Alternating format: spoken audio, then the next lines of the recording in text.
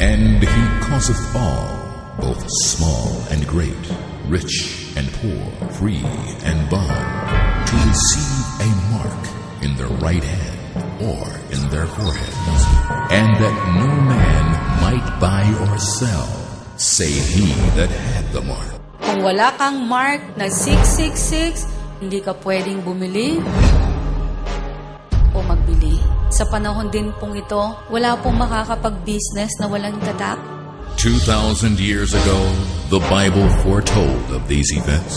Amazingly, they're being fulfilled in the smallest detail before our very eyes. Naniniwala po ako na ang paghubog ng cashless society ay paraan upang eventually magkaroon ng control sa mundo si Antichrist. Kapag wala ng cash at lahat ng transaction ay gagawin na lang through the bank, internet, and networks of computers, mas madali nang makokontrol o matetrace ang bawat tao. Sino mang may hawak ng sistemang ito, magkakaroon sila ng information tungkol sa buhay ng isang tao. Saan nagsha-shopping, ano-ano ang binibili.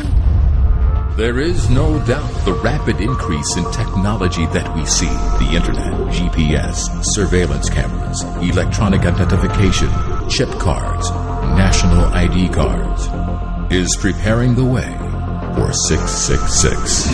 And it's something we need to know, something we shouldn't ignore. Ang ibig pong sabihin nito, yung control ni Satan nasa mundo na talaga.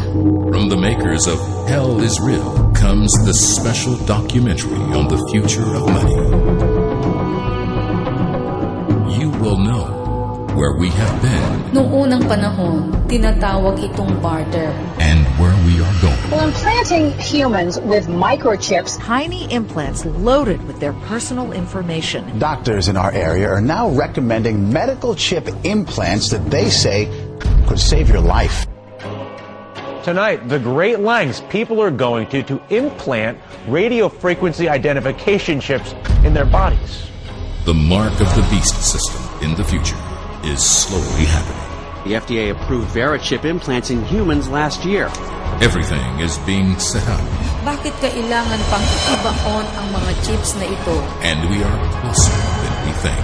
Napakarami ng evidence. It is undeniable. Be prepared. For 666 is real.